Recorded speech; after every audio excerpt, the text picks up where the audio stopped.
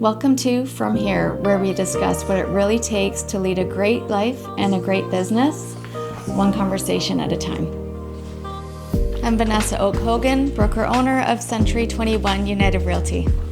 This podcast isn't just about real estate, it's about drive, discipline, and the people behind the success stories, from entrepreneurs and innovators to community leaders. I sit down with people I admire to talk about work ethic, business tactics, decision making, and how they're making impact in their own way. Let's get into it.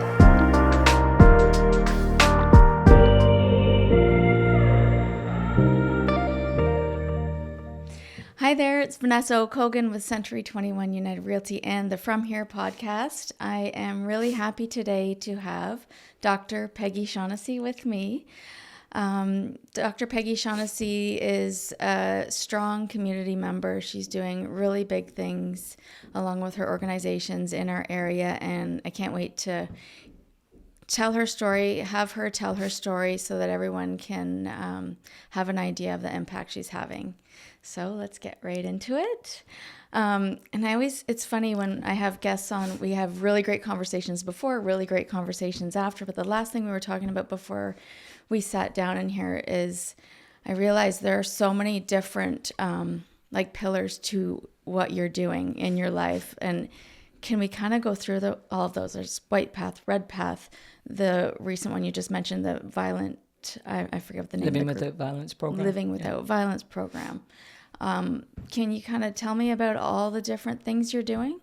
So you say that they're like so different, but really the belly of it, I think, is to get people back on their feet. So no matter what avenue they go through, I think even when I had the Whistle Stop Cafe, it was really to bring community together and to have a space so people could speak and sort of heal what they're carrying. So with our program right now, we have the RedPath Wellness Center, which is where we house everything on Brock Street at 271 Brock Street across from Hutchison House. And that's where people, if they decide that they want to choose another path, they come to our center to be assessed and start a program. Mm-hmm. Our Living Without Violence, I do that mainly for the courts. So the courts will mandate people to come to our center and we'll come through the program. It's a 20-session program that I run myself and that I developed. And we then go in front of the courts, especially the Indigenous Peoples Courts, to, on their behalf, speak for them. So what point does someone come into that program? They're just getting out of jail, or they're trying to avoid going into jail? Yeah, so most often they're in front of the courts with a charge. Depending on the charge and their commitment will be dependent on how much support we give them. So if they're coming to us just for a letter for the courts don't get a letter. Or I often say that even for those that are just starting the program, I have sort of 2 letters that go to the court. John is participating in our program, or maybe a 22-page report why the judge didn't sentence them to a prison. Okay. So that's any other programs to be covered? So we have the Living Without Violence program as well. I have 5 different programs, but in Peterborough we only run 2, and that's the addiction treatment that we get funded by the Ontario government. So the Ontario government funds our outpatient addiction treatment program, and that is the one that we started with. When we first were given the money from the province, we were at St. Andrew's Church at that time, and that's where we sort of started. Okay. And when we started the program, we realized that people, by just giving a program and sending them back out onto the streets, and we all know in Peterborough how some of our streets are, we knew that wasn't good. So we created a hub where people could just come and eat. At that time, we had a kitchen. Have meals together and be able to work on their homework or whatever and create community that way. So we realized that it isn't just program, it's how do we create a community in a place where people feel safe to be able to heal instead of go back out onto the streets and use again. Mm-hmm. It was interesting to hear you say the Whistle Stop came about because you wanted to create a place for community. It wasn't like a business where you just wanted to, typically when people open up a restaurant, it's a way to make a living. Well, I think the Whistle Stop really didn't just open for that reason. As someone that I get angry quickly when I think that things aren't being done correctly. I opened the Whistle Stop because at that time we were trying to open the Bible College on Argyle Street. We had just moved into it. We were trying to get it back on its feet, and the city sort of went against us on it. Originally, my lawyer and I, it said it was zoned and we could use it, the city said, and we got in there and we had the neighborhood against us. It was a really, really bad thing. And so I knew the city went against me. I knew George Street was a one-way street, and if I opened a restaurant there, they'd have to pass me every single day. So that was sort of the incentive to open it, and then it just developed into that it really was this community hub. So how long was that open for? About 15 years. Yeah. And what happened then, I was just, coming to the end of my doctorate. I was writing my dissertation. The streets had gotten bad. COVID sort of really hit a lot of people. And we had people overdosing and stop breathing in Graham O'Reilly side. And because I was a nurse for 15 years before I went back to university, or maybe 20 years, I realized that I had trained my staff on how to use Narcan and that, but my staff wasn't getting paid enough to save people's lives. And we ended up having to lock our bathrooms because people were overdosing in there. Yeah. I knew that I wanted to speak up on what we were doing in our city wasn't working. And I didn't want people picketing in front of my restaurant that I wasn't human. And so one of the reasons I closed it so that I could be more vocal on what needed to be done in our city. What were they complaining about? I'm sorry if I was well, out of the loop most with that. often, I think one of the biggest problems right now is we used to have a center point to argue. Now we have peripheries where people are on such far ends of each other that there is no center anymore, where I respect what you're saying and you respect what I say, even though we might not agree with what we're saying. And I think now that if you don't believe in a certain mode of healing or whatever in our city, then you don't believe that like people are human. Like I think that the fight in our city, that's where the problem is. And I think you see that in the consumption side right now with the closing of the consumption site. You have people saying, well, people are going to die. And you have other people saying it isn't working. And people are dying anyway. And so, nobody can come to the center and have a really good conversation. It's just this one against that one. Is it because people are just... Like, I mean, you're living it, breathing it, and then we have other people that are trying to put programs together to fix the problem that maybe aren't at the same level as you are. Like, nobody really knows what the answer is. Like, if you could wave a wand, what would you do?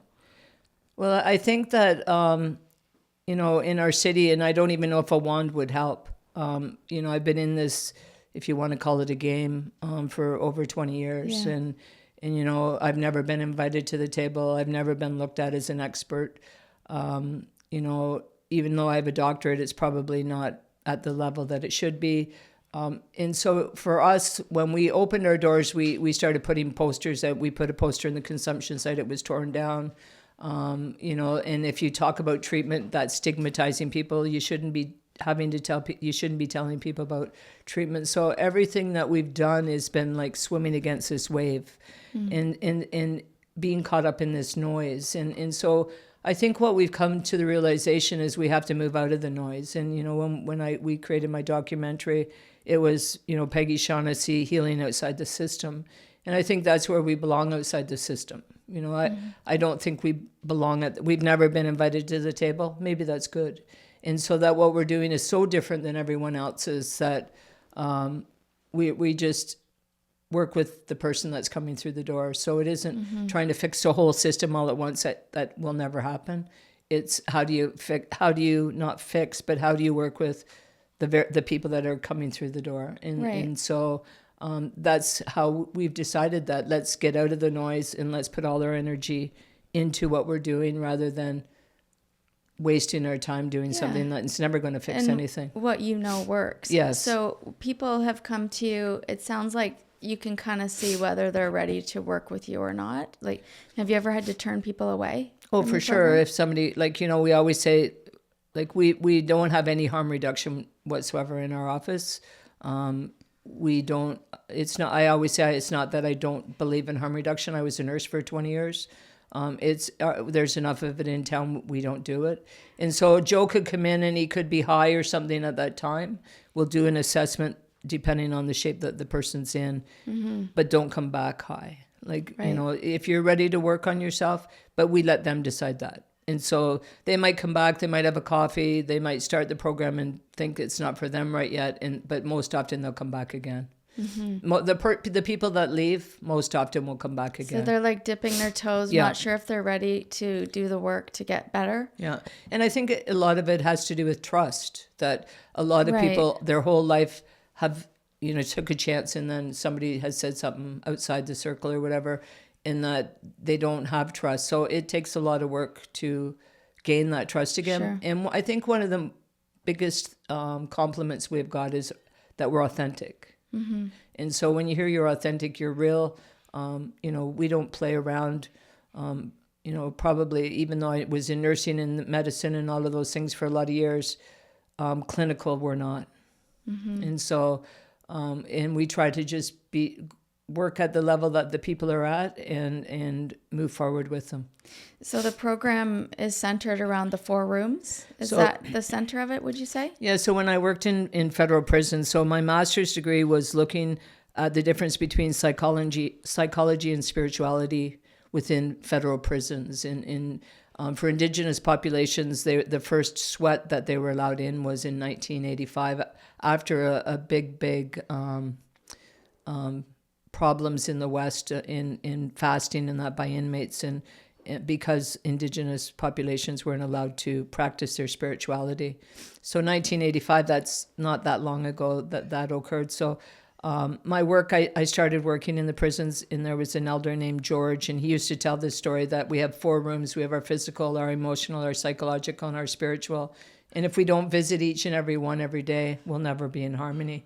So he'd tell this story over and over, and we just all rolled our eyes. And then at one point at home, I realized that most people can't even open the doors to those rooms, and that what we're carrying in our life, and that's sort of at a theoretical level, but most people are carrying all these things in their lives that they can't even unpack, and often that's what leads us to substance. So, Yeah. and I always say that addiction, really, there's only 2 reasons why people become addicted, and that's to numb the pain or to feel again.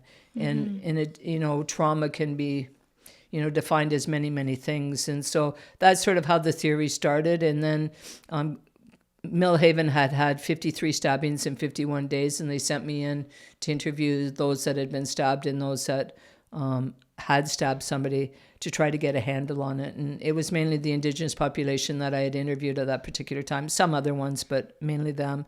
And what came out of that was there was no programs for Indigenous populations. So the region, Ontario Region of Corrections Canada, asked me, could I do something? So out of that needs assessment, and I also interviewed guys at Kingston Penitentiary, was open at the time, the 2 maximums. And what came out of it was the RedPath program. So I piloted it then. Using the theory of the 4 rooms, I piloted it then in Kingston Penitentiary and Warkworth Institution with a research component out of Trent University in the psychology department. And that's sort of where RedPath programs were born from. So the system was asking you to create a specific program for Indigenous people in jail, separate from what the regular population in jail would receive, because they would respond better to this? Yes, correct. So corrections have done programs themselves, especially for Indigenous populations, research that cognitive behavioral therapy does not work.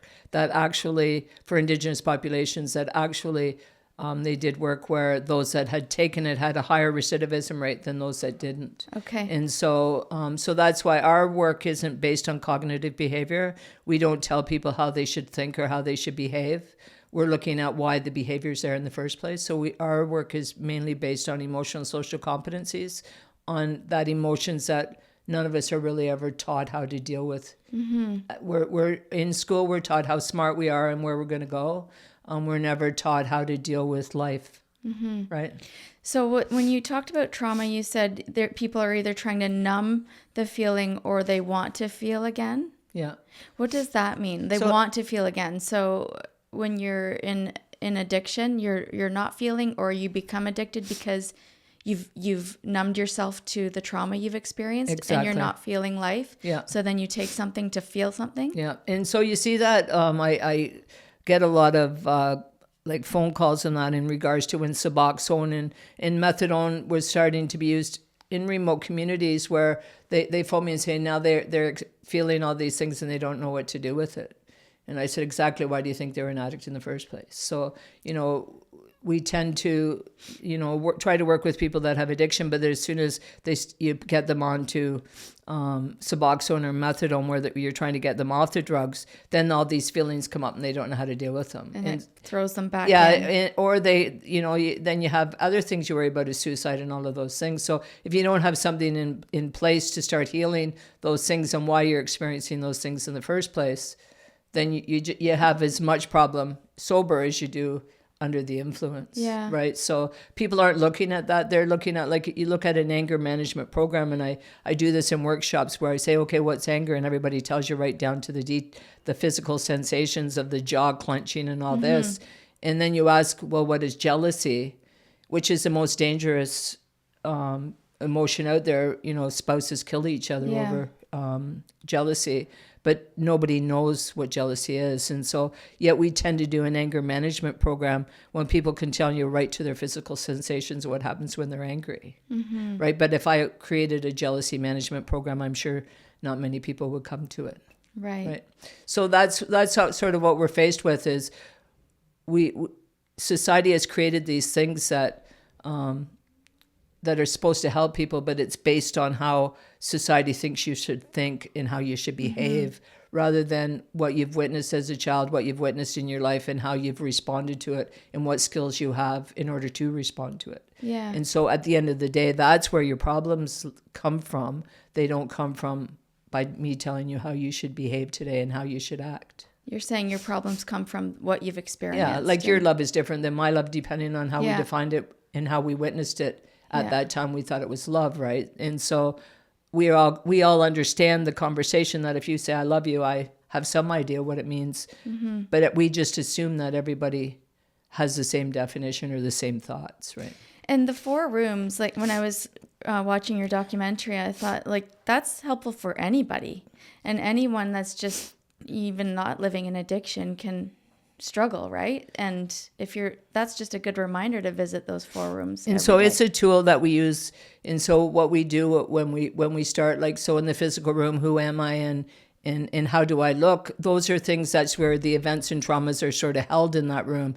And in the emotional room is, how do I feel and where am I from? Those answers are actually from the events. That what I've witnessed is really, where am I from, right? And so the emotions tied to those events. Like you said, can I interrupt for a sec?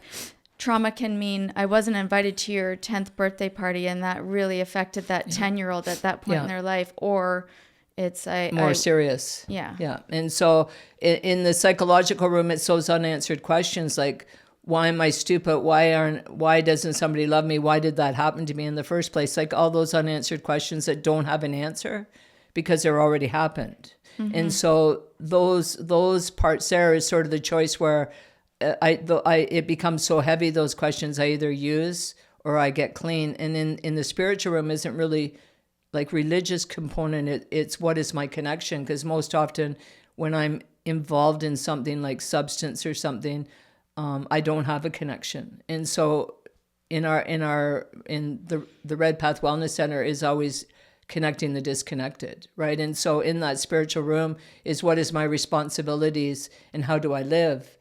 And it's here where the outcome is I'm either going to use or I'm going to use the 4 rooms to see how my day was. So in our program, we're sort of unpacking the past. And at the end of it, what we're hoping is that they can use that skill in their day to day, that, my boss was an asshole. I go home and I feel sad and wonder why I was the one that was picked on. And instead of ruminating and continuing it, I can use the 4 rooms and then I'm not going to have my boss for supper anyway. Right? And not to go to bed heavy. So the whole point of it is, how do we get people to use those 4 rooms? And that's just one of the tools. There's many, it's much more involved than that. But when they leave, that's what we're really hoping, that 4-room tool is something that they can use every day and maybe not have to see that psychologist or psychiatrist once a month. Help yourself. Yeah. I would think it's a small percentage and I hate to even say this out loud, that actually can get to that point? Do you know what the numbers are, like out of addiction and into a place where they are going through life and using the rooms, and it's not easy, but they're doing the work and succeeding? Would you have those numbers? Like how many actually are able to do that when they leave us? Not just you, but in general, like how many people that, if we have 100 people that are suffering through life with addiction, which I also want to add, nobody chooses that. No, nobody chooses that life, living in addiction, and then they actually get to the point where they're succeeding, whether it's through your program or another program. Do we know those numbers? Well, I would say we have a high rate of success. Number-wise, I don't think I give you an exact number. I could make one up and make it sound good, but I won't do that. Mm-hmm. We're very proud of the high success that we have. And I think with us is a lot of them don't just go through it once. They might go through it 3 or 4 times because they want to keep going.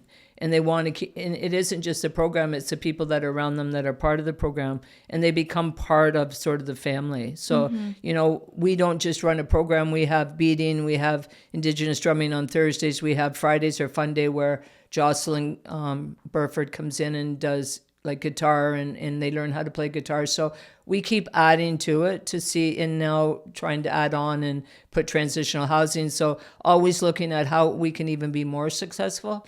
And what does that look like? And so it's sort of a living model where it changes according, and that's sort of what we talked about earlier before we came into these chairs, is how do we keep growing in order to be even more successful? And I think it's the success that we've had that drives us to even do more things so that we're even more successful. I have no idea how you guys do everything you do, to be quite honest. Like the number of people you referred to, and we were texting with them, I'm checking in with them. Do you sleep at night? Well, so I leave my phone at the side, and if there's a ding, I look at it right away, because we've had people that have had very horrific things happen to them in their life recently even, and I make sure that they text me twice a day so that I know they're okay, and that's 7 days a week. I give my phone number to Liz's program and to my program. It goes on the board. Does everybody that goes through them text me? Definitely not. But that is the first step of trust. That I will give them my number, and you text me anytime that you have somebody that cares enough about you. Sometimes that's all we need, is to know that we're cared about. Yeah, you were saying that can make the huge difference. I don't know how you keep up though. But it isn't the keeping up, it's seeing the success so much allows you to sleep at night.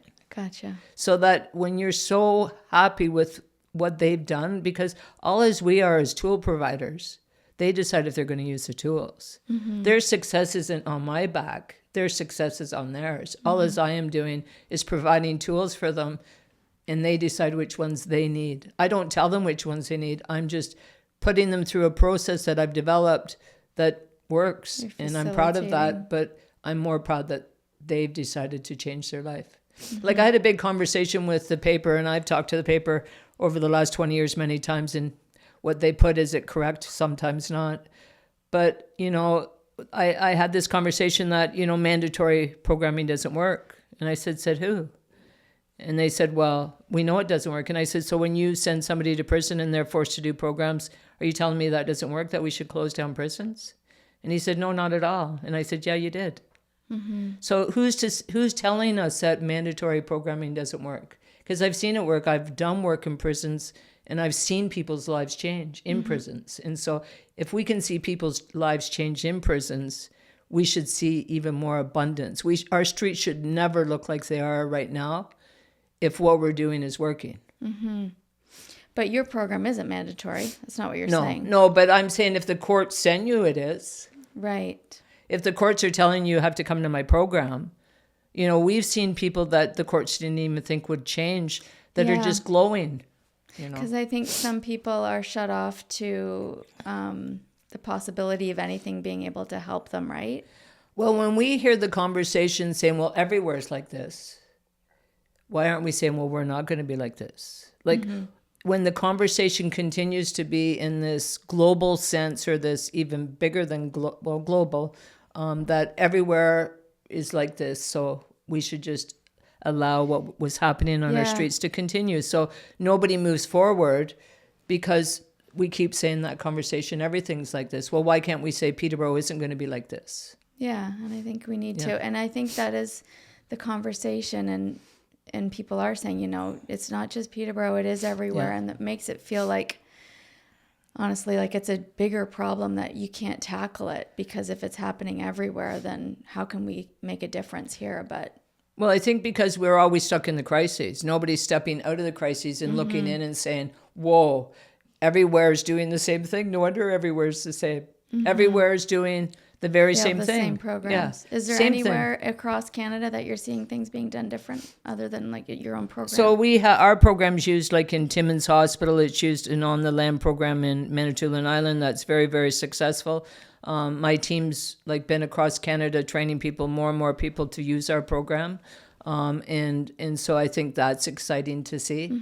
But I can train you doesn't mean you're going to use it. And so that is, I can train you, but I can't force you to start doing it in your community. So, you know, the first step is training more people, and we're seeing more and more of that. You know, Liz and I, we've been to Guam. We train people in Guam to use it in their prisons and not in Guam. We've been to the States. So, I mean, over 20 years, we've done a lot of work across the country.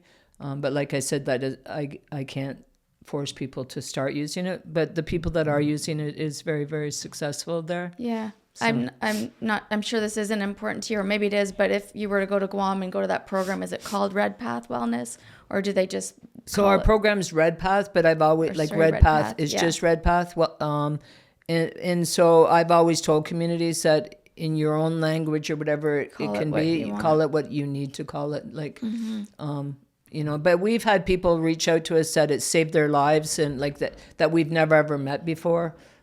You've watched the documentary, the one lady that's a social worker that just praised it so much. I've never met her before in my life.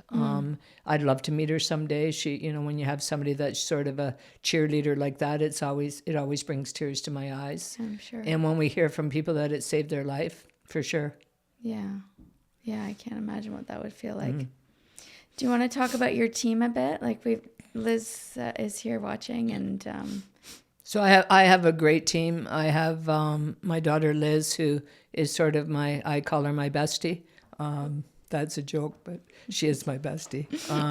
And I've Leonard Hall has been with me probably the longest of all of them. He now is my trainer, so he trains across Canada to bring money in so that we can continue doing what we do.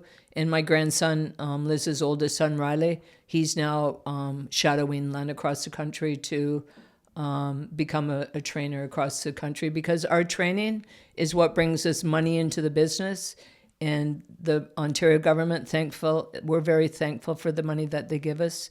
It's very, very little. And so it would never cover what we do. And so we help my business then helps with the funding to keep the doors open. So like I said, we don't get funding for justice at all. I spend a lot of time writing letters to courts, working with lawyers, and so forth. So that is sort of a free service that we do.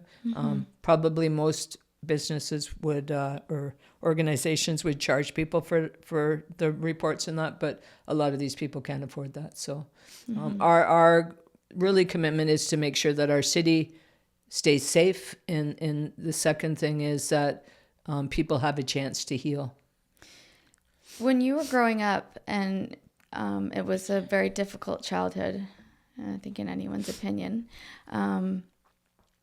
what did you see yourself here ever? Did you have dreams of anything at that when you were younger? So I've been asked this question for many, many times over the years. You know, I had a mother that was a prostitute, a father that was an alcoholic that died at 39 of ulcerative colitis, and my mother ran off with her lover. So my sister and I lost our both parents at the age of 9. We were raised by our grandparents. My grandfather was the first generation from Ireland, and who were very stern. They were in their 80s. You know, I started moving drugs for the Satan's Choice. But I remember as a young girl, I had an uncle that lived down under the bridge at the Holiday Inn that at that time was called a wino. And I'd see him on the street with the brown bag. And at that time at Woolworths, there was wooden benches outside, probably for the bus. And I remember seeing him there drinking out of this paper bag. and he didn't know me. He was my uncle. And so I think when you're immersed in it your whole life, you can be part of it. And so it can be an excuse. Well, everybody else in my family was, I'm going to be like that too.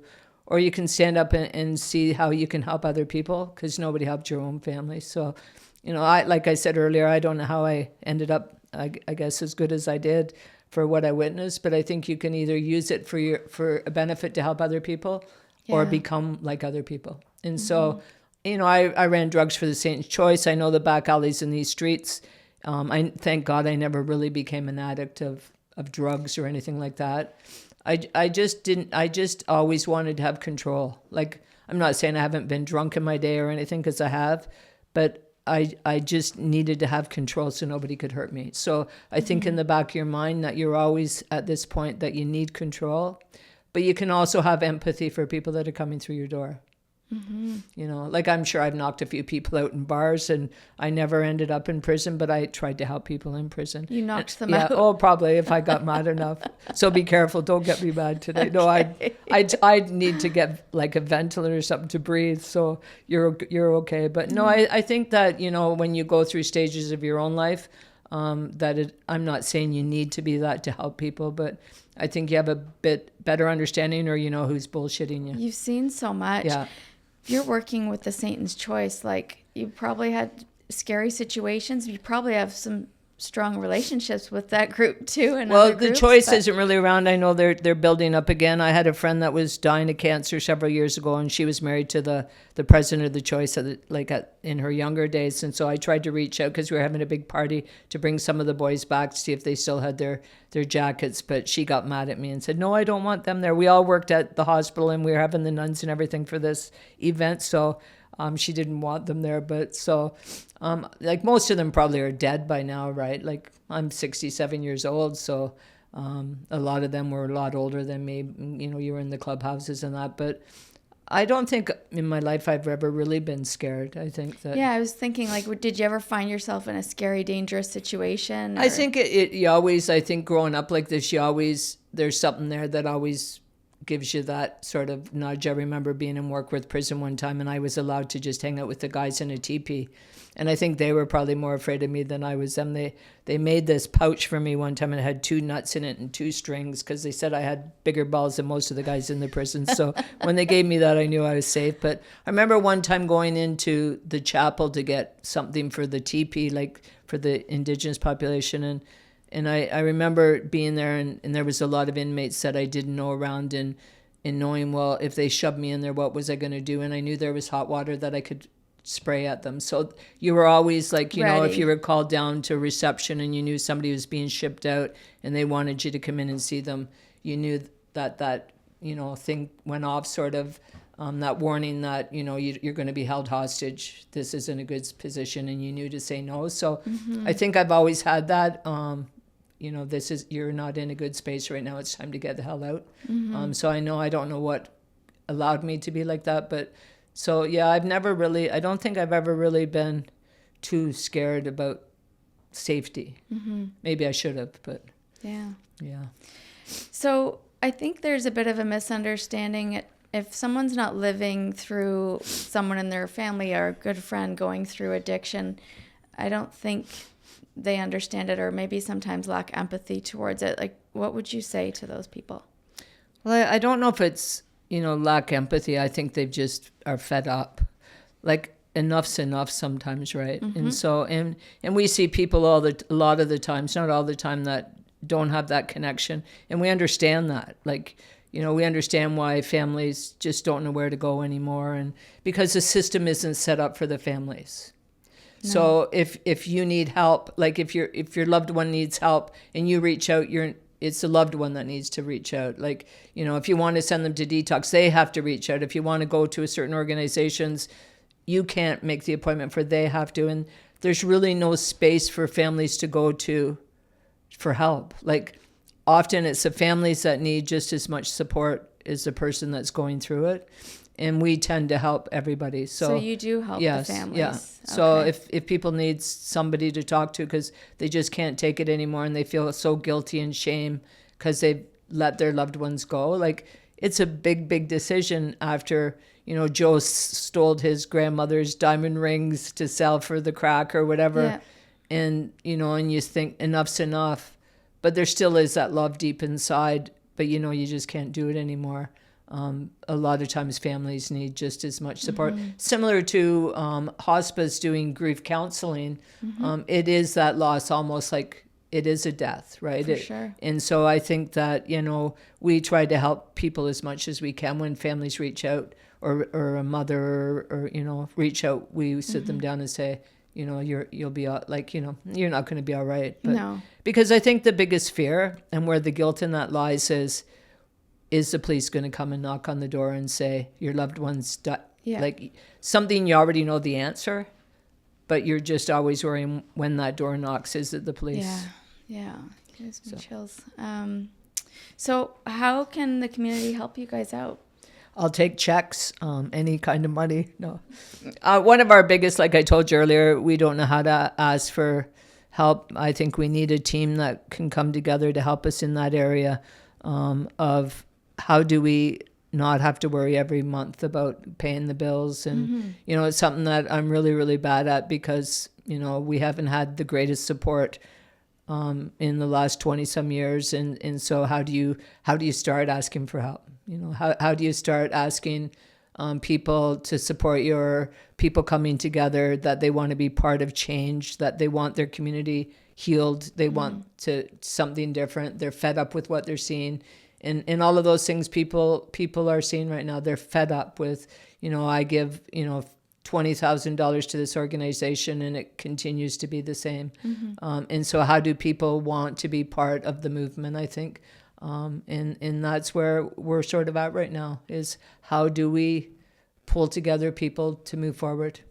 And is time an option too? Like, do volunteers help you run everything? Well, so right now, till we get everything in its space, like I said, we are moving forward trying to put this transitional housing and that together. It'll probably take 1.5 years, 2 years. We have architects looking at it right now and surveying this week, and all the things that the city is going to be, we haven't received it yet, but going to be giving us this $150,000 for the permits and things like that, which the 150 probably won't even cover even all of those things, but we'll worry about that when that time comes.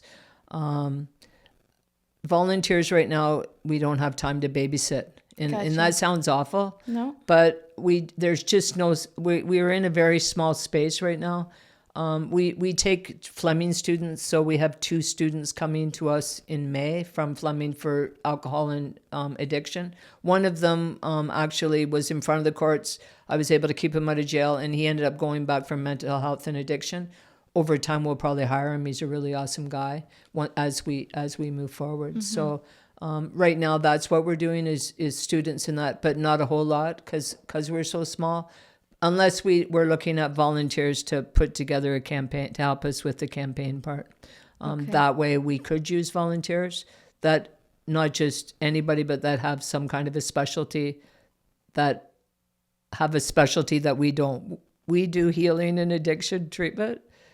That is our specialty, right? So if I was to reach out to somebody, that would be, I think, where the focus needs to be.